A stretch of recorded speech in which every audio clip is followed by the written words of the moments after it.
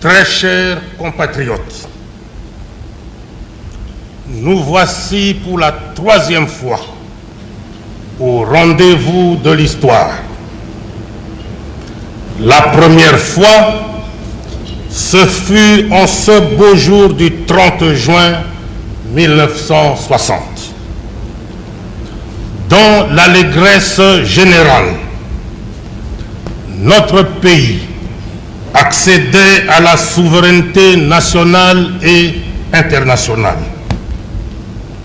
Mais ce fut également le début de la difficile naissance d'une nation et l'apprentissage laborieux de l'exercice du pouvoir. La seconde fois, le 24 novembre 1965, l'anarchie s'installait partout dans le pays. Lentement mais sûrement, les luttes fratricides accablaient notre peuple. Devant le chaos et la division qui menaçaient d'éclatement les fondements même de l'État, une poignée de vaillants fils du pays, dans un élan de sursaut patriotique, décidèrent d'infléchir le cours de l'histoire de notre pays. Aujourd'hui, 24 avril 1990, enfin, à la veille du 30e anniversaire de l'accession du Zaïre à la souveraineté nationale, après une présence de près de 25 ans à la tête du pays, et face aux grandes mutations qui tourmentent le monde en ce 20e siècle finissant, j'ai pensé qu'il était temps de recueillir les avis du peuple zaïrois afin de dégager les lignes directrices susceptibles d'orienter nos choix politiques. Ainsi, le 14 janvier 1990, à l'occasion de l'échange des vœux de Nouvel An, j'avais annoncé à mon peuple ma volonté d'organiser un large débat national sur le fonctionnement des institutions politiques de la Deuxième République. À ce sujet, j'ai sillonné toutes les régions du pays, de l'Est à l'Ouest, du Nord au Sud, empruntant tous les moyens de transport disponibles, à savoir jeep, voitures, bateaux, hélicoptères, petits porteurs et jets. Il ne manquait plus à cette liste que le train, le vélo et bien sûr la pirogue. Je me suis mis à l'écoute de la majorité silencieuse. Ces interrogations, ces inquiétudes et ces aspirations ont retenu toute mon attention. J'ai recueilli des mémorandums aussi bien individuels que collectifs. J'ai reçu en audience différents groupes socio-professionnels tels que professeurs, missionnaires, opérateurs économiques, médecins, avocats, fonctionnaires, chefs coutumiers, femmes commerçantes, étudiants. Tout a été pris en compte et a fait l'objet de ma profonde réflexion, même le mémorandum des évêques. Je voudrais saisir l'occasion que m'offre cette adresse à la nation pour remercier du fond du cœur le peuple zaïrois de l'accueil chaleureux et patriotique qui a été réservé à moi-même et à la maman présidente. Bravant pluie, soleil et fatigue, partout, les filles et les fils du Grand Zaïre se sont surpassés et nous ont témoigné avec joie et enthousiasme leur indéfectible attachement. J'en suis profondément touché et je leur resterai infiniment reconnaissant. Je me dois également de féliciter le peuple zaïrois pour son sens élevé du nationalisme et sa maturité politique. En effet, durant toute la période de consultation populaire, en dépit d'un battage médiatique d'intoxication et de démobilisation que de mémoire de chef, je n'ai jamais connu au Zaïre, le peuple zaïrois a démontré une fois de plus qu'il n'était pas prêt de régler son mode de vie sur la base de la manipulation et de la désinformation. Très chers compatriotes, 30 ans après l'accession de notre pays à l'indépendance, nous sommes aujourd'hui à la croisée des chemins et devant des choix nouveaux. À l'analyse de tous les mémorandums qui m'ont été adressés, j'ai été surpris de constater que le peuple à qui j'avais demandé de se prononcer seulement sur le fonctionnement des institutions politiques a plutôt axé l'essentiel de cette doléance sur les difficultés qu'il éprouve dans sa vie quotidienne. Ainsi, au plan social, on pourrait retenir notamment la dégradation des infrastructures sociales, hôpitaux, écoles, universités, édifices publics. À cela, il faut ajouter la vétusté des formations médicales, la carence en équipements et en médicaments, l'insuffisance du personnel médical, la surpopulation dans les salles de cours ainsi que dans les résidences universitaires et les internats, la modicité des rémunérations des agents de l'administration publique, le sous-emploi des cadres universitaires, certains abus qui se commettent par-ci, par-là. Au plan économique, il m'a été signalé, entre autres, la dégradation des voies de communication, routes, voiries, télécommunications, le poids de la fiscalité et de la parafiscalité, les tracasseries administratives, les invendus dans les collectivités rurales, la détérioration des termes de l'échange du paysan, l'insuffisance d'énergie électrique dans certaines régions du pays. De l'examen de ces mémorandums, j'ai été heureux de constater que le peuple n'a pas remis en cause un certain nombre d'acquis. En effet, de Bukavu à Matadi, de Lubumbashi à Kisangani, partout, c'est l'affirmation de l'identité nationale et la sauvegarde de l'unité, le souci de l'intégrité territoriale et la préservation de la paix retrouvée. Au-delà de ces acquis incontestés, le peuple exige des changements importants au niveau des cadres, des institutions ainsi que du fonctionnement de celles-ci. Très chers compatriotes, pour en revenir à la question fondamentale que j'ai posée le 14 janvier 1990 sur le fonctionnement de nos institutions politiques, en dehors de toute considération économique ou sociale, la réaction de mon peuple ne s'est pas fait attendre.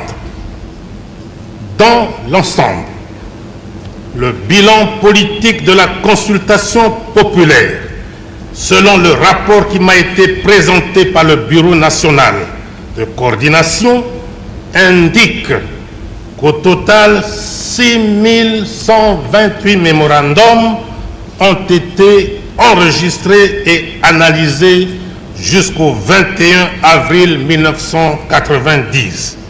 En vous signalant que, d'une part, plus d'1 million de Zaïroises et de Zaïrois ont pris part à ce débat national et d'autre part, les compatriotes résidant à l'étranger ont également apporté leur contribution à travers 116 mémorandums.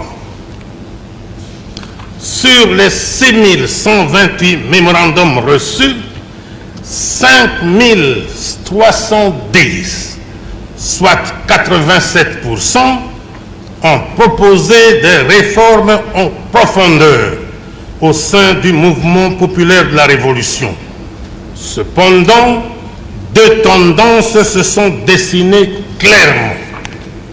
La première estime que le MPR doit demeurer le parti unique, mais certains de ses organes doivent disparaître. Il s'agit principalement du comité central, du bureau politique et du conseil consultatif permanent pour le développement. La même tendance estime également que le secrétariat général et les branches spécialisées du MPR doivent être dissous. La deuxième se prononce pour la réduction sensible des organes et des effectifs des hommes qui les composent. Cette tendance a également suggéré que le mouvement populaire de la Révolution, à tous les niveaux, fasse appel à des hommes nouveaux. En revanche, 818 mémorandums, soit 13%, se sont clairement exprimés en recommandant vivement l'instauration du multipartisme. Outre le choix porté sur le maintien du monopartisme ou sur l'instauration du multipartisme, l'analyse des mémorandums a également permis de déceler d'autres préoccupations du peuple que voici. 1.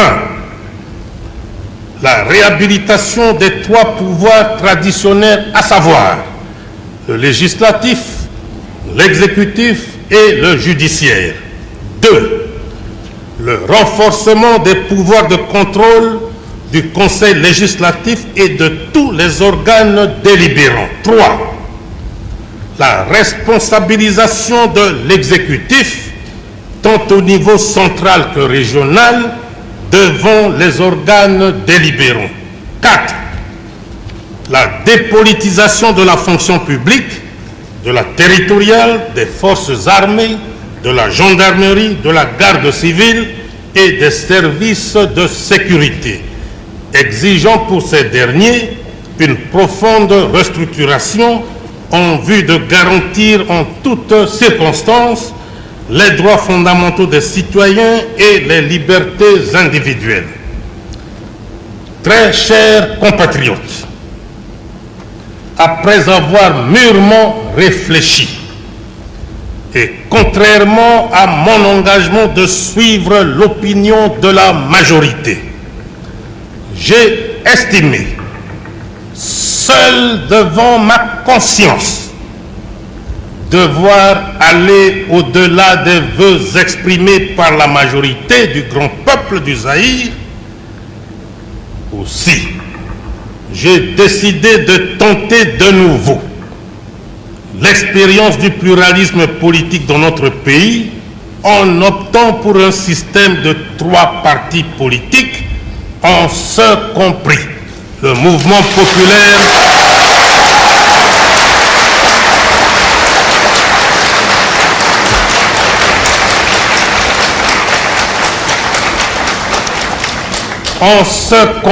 le mouvement populaire de la Révolution, avec à la base le principe de la liberté pour chaque citoyen d'adhérer à la formation politique de son choix. Je voudrais que sur ce point précis, les fils et les filles de notre grand pays qui m'ont toujours assuré de leur totale confiance et de leur entière adhésion comprennent que le grand Zaïre, situé au cœur du continent africain, sans être à la remorque de qui que ce soit, ne doit pas non plus se contenter des positions figées ni se complaire dans l'immobilisme. Il doit être en mesure de s'adapter à toutes les circonstances et de démontrer que sa volonté de bâtir une société véritablement démocratique ne saurait d'aucune manière être mise en doute. Mais, fort de l'expérience du multipartisme de la Première République, j'estime que le changement qu'ensemble nous allons conduire dans ce domaine devra éviter les erreurs du passé. Raison pour laquelle, dans mon esprit, le multipartisme ne doit entraîner ni prolifération ni bipolarisation des formations politiques. Nous devons surtout éviter que le multipartisme ne devienne au Zaïre synonyme de multitribalisme. Le multipartisme doit être considéré comme la manifestation d'une volonté réelle de dépassement des tendances tribales, régionalistes et séparatistes. Voilà pourquoi les trois partis devront justifier d'une représentativité nationale suffisante. Si j'ai pris la résolution d'aller au-delà de la volonté exprimée par la majorité, j'ai voulu, ce faisant, favoriser l'avènement d'une nouvelle ère de confrontation des idées et de débat politique dans un cadre pluraliste. Très chers compatriotes, l'ouverture dans laquelle aujourd'hui j'engage le peuple zaïrois doit être également l'occasion de conquérir davantage les cœurs de la jeunesse de notre pays. Cette jeunesse si généreuse et si vivante doit en effet se sentir au centre de nos préoccupations. Elle ne doit pas être victime des surenchères et pour qu'elle soit une véritable force de changement, elle doit être mieux formée, moins inquiète de son avenir. J'instruirai donc le gouvernement à formuler une nouvelle politique de la jeunesse ardue et axée sur les deux pôles de la formation et de l'emploi. Très chers compatriotes, j'ai parlé des biens de choses et de tout le monde. Je n'ai pas parlé de moi. Que devient le chef dans tout cela? À cet égard, permettez-moi de relever en premier lieu une constatation. Le peuple zaïrois s'est clairement prononcé sur ma personne et a demandé que je continue de présider aux destinées de notre pays.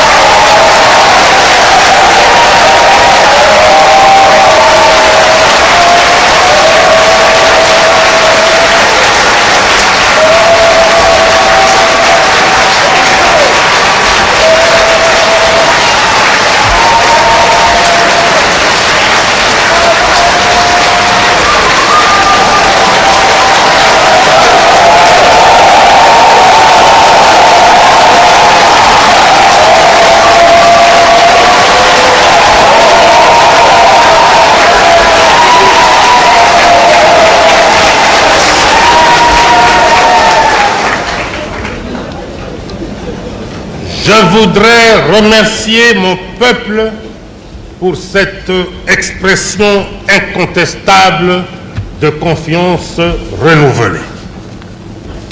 dans le nouveau paysage politique zaïrois. Quel sera le nouveau rôle du chef? Le chef de l'État est au-dessus des partis politiques. Il sera l'arbitre. Mieux,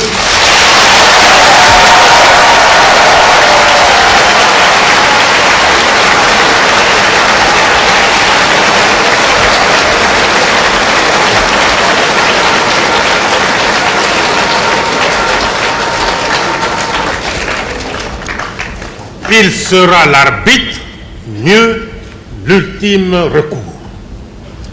Avec la révision constitutionnelle, le chef cesse d'être le chef de l'exécutif. De ce fait,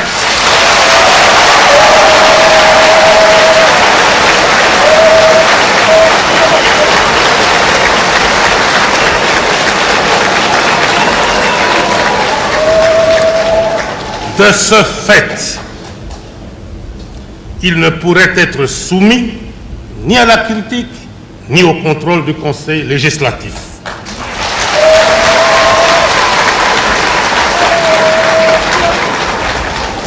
Il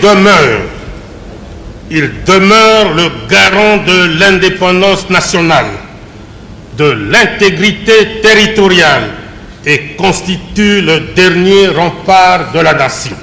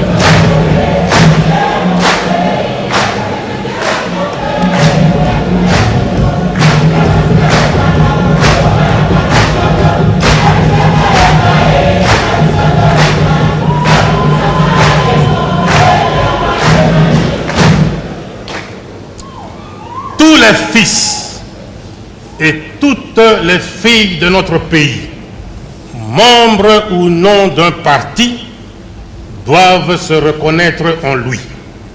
Et quoi qu'il arrive, en sa qualité de chef, se situant au-dessus de la mêlée, il s'engage à demeurer le dénominateur commun, c'est-à-dire le rassembleur, le pacificateur et l'unificateur.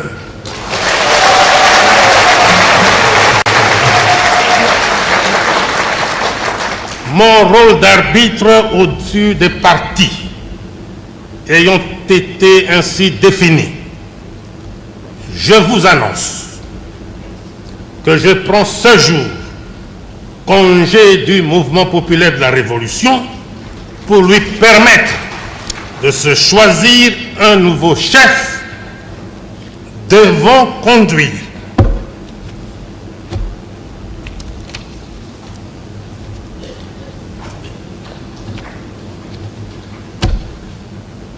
comprenez mon émotion.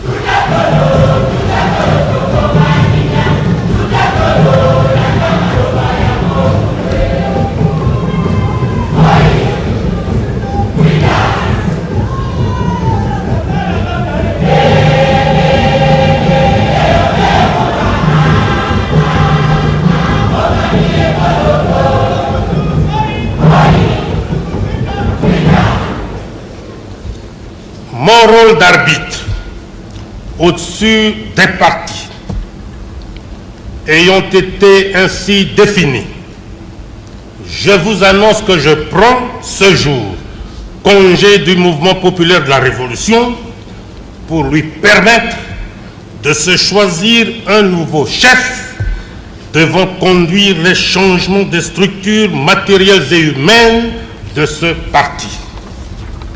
Très chers compatriotes, j'ai un dernier mot sur certains aspects qui pourraient paraître secondaires et qui concernent la démarche et les usages politiques que nous avons créés et vécus ensemble.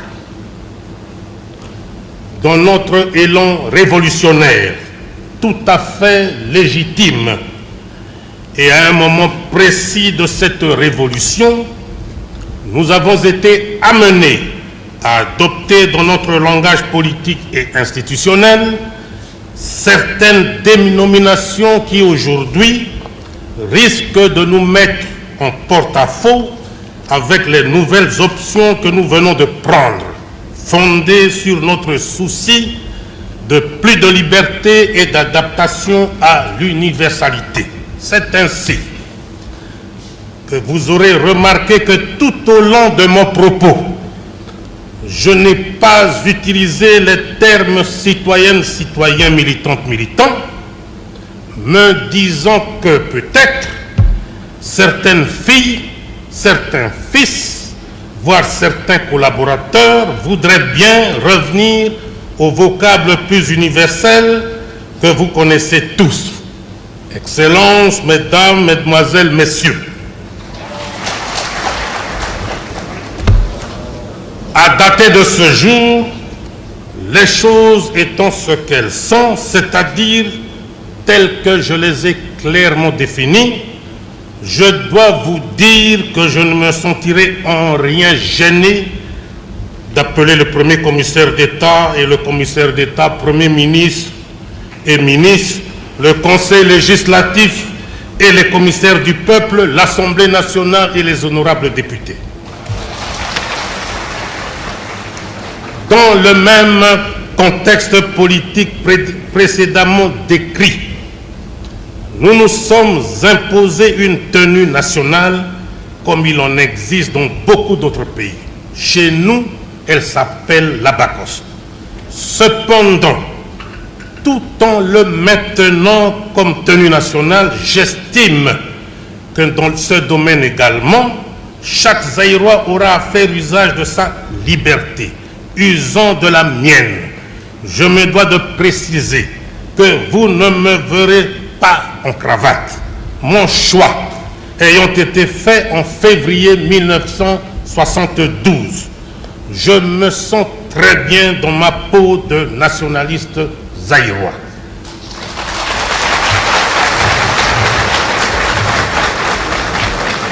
Très chers compatriotes, toutes ces réformes, vu leur ampleur, requièrent une période de transition nécessaire et suffisante, surtout pour permettre aux nouvelles formations politiques de se structurer et de s'installer sur l'ensemble de notre territoire, ainsi qu'au mouvement populaire de la Révolution, de se restructurer au regard du nouveau paysage politique.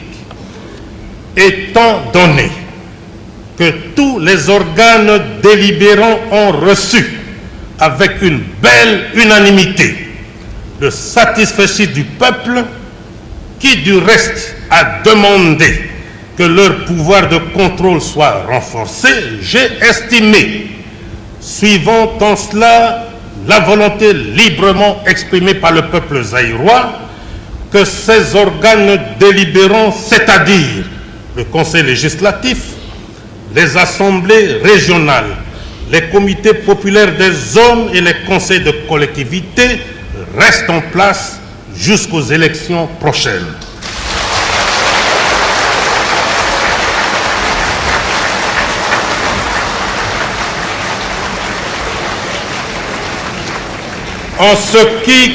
En ce qui concerne l'actuelle équipe de l'exécutif, après l'énoncé de toutes ces mesures, elle est réputée démissionnaire et chargée d'expédier les affaires courantes. Dans les tout prochains jours, sera connu le nom du premier commissaire d'État, ou du premier ministre si vous voulez, avec le nouveau chef du gouvernement, des consultations seront engagées pour la constitution de l'équipe de transition qui aura principalement pour mission l'exécution d'un programme d'urgence visant à répondre aux attentes de la population dans le domaine économique et social. Quant aux partis politiques, un projet de loi fixant les conditions de leur existence, leur agrément et leur financement sera déposé incessamment sur le bureau du Conseil législatif. Pour toutes ces raisons, la période de transition ira du 24 avril 1990 au 30 avril 1991. Cette période de 12 mois sera mise à profit par les formations politiques pour faire l'apprentissage de la démocratie pluraliste et affronter l'électorat suivant en cela un calendrier précis qui sera rendu public.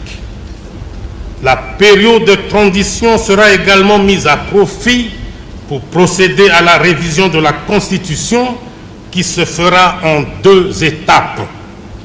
Comme je l'ai déclaré plus haut, le pays sera régi pendant la transition par la Constitution actuelle qui doit subir des modifications au niveau du Conseil législatif. Pendant ce temps, une commission sera mise sur pied pour l'élaboration d'une constitution définitive appelée à régir la Troisième République. Après la mise en place du gouvernement de transition, j'entreprendrai une tournée d'explication des nouvelles réformes à travers le pays, car la majorité silencieuse qui a exprimé clairement sa volonté pourrait ne pas comprendre pourquoi et dans quel intérêt j'ai opté pour le point de vue de la minorité. Très chers compatriotes, avant de terminer mon propos, je voudrais me résumer pour une bonne compréhension de tous. À dater de ce jour, mardi 24 avril 1990, tirant les enseignements de la consultation populaire à laquelle avaient pris part plus d'1 million de Zaïroises et de Zaïrois et d'où sont sortis 6128 mémorandums, j'annonce solennellement au peuple zaïrois 1. L'introduction du multipartisme à 3 au Zaïre, l'abolition de l'institutionnalisation du mouvement populaire de la Révolution avec comme conséquence la suppression de son rôle dirigeant, la séparation nette entre le parti et l'État, la réhabilitation des 3 pouvoirs traditionnels, à savoir le législatif, l'exécutif et le judiciaire, comme les seuls organes constitutionnels.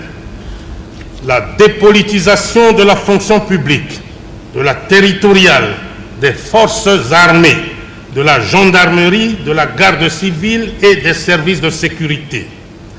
L'instauration d'un pluralisme syndical. 2. La désignation d'un premier commissaire d'État. 2. La désignation d'un premier commissaire d'État ou premier ministre, si vous voulez, suivi de la formation d'un gouvernement de transition. 3. La révision de l'actuelle Constitution en vue de l'adapter à la période de transition qui s'instaure. 4. La mise sur pied d'une commission chargée d'élaborer la Constitution de la Troisième République, Constitution qui sera sanctionnée par un référendum populaire. 5.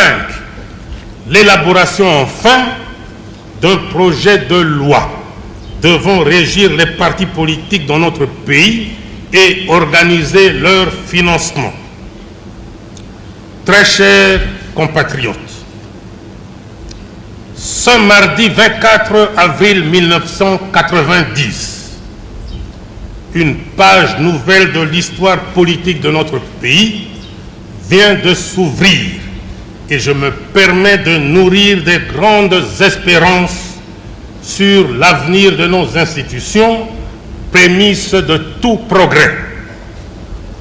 Quelles que soient les lacunes inhérentes à toute œuvre humaine, nous devons reconnaître que grâce à l'idéal qui nous a toujours animés dès l'aube du 24 novembre 1965, nous avons la paix, l'unité nationale, l'intégrité du territoire et la fierté de nous sentir partout zaïrois.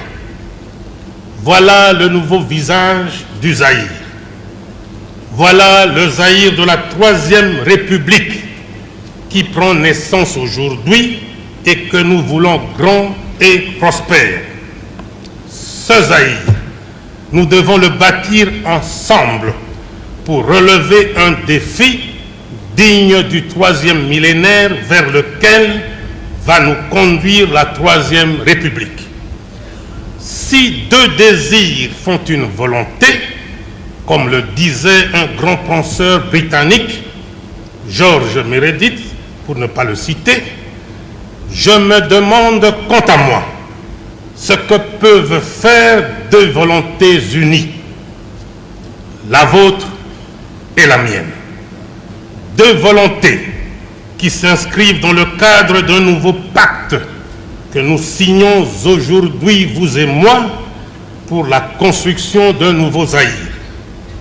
Un nouveau Zaïre, dis-je, sûr de lui, fort du grand génie créateur de son peuple, conscient de sa place au cœur de l'Afrique, capable désormais d'affronter avec foi et sérénité, assurance et dignité les défis de l'an 2000.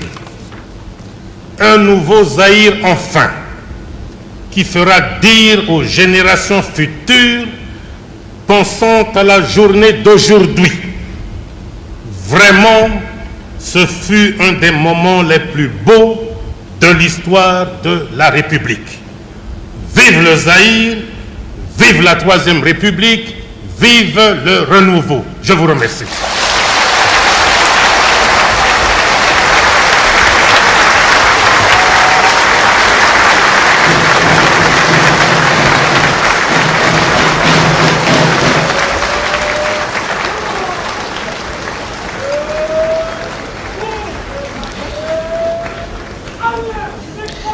Chers amis téléspectateurs, vous venez donc là de vivre avec nous un moment historique.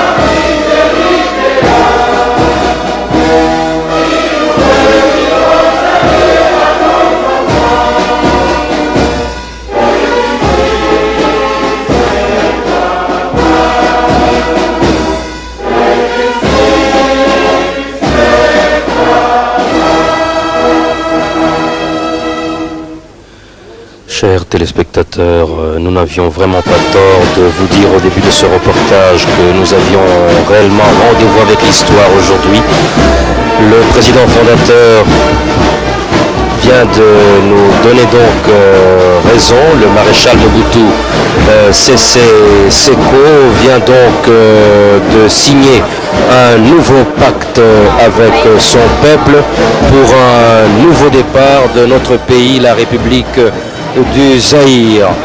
Aujourd'hui, 24 avril 1990, salue donc le renouveau dans notre pays. Le renouveau qui s'appelle Troisième République, c'est un jour vraiment historique et nous retiendrons que le maréchal Mobutu Sese Seko, président de la République du Zaïre, a rendu un hommage déférent à la révolution et donné un satisfecit à tous ses acquis. Avant que nous fassions un commentaire au niveau de la rédaction française, je vais rapidement demander à la rédaction en langue nationale d'être très bref, mais de dire l'essentiel, parce que nous devons tous nous rendre maintenant à la pagode présidentielle pour la conférence de presse du maréchal Mobutu Sese Seko, président de la République du Zaïre. Bapangi ya Luzolo awa na kati ya cité ya parti Ansele mambu yonso ya metubama ya me kuakana befilo yonso belokele na lukufu beno mufa na zabisa benoti maréchal Mobutu Sese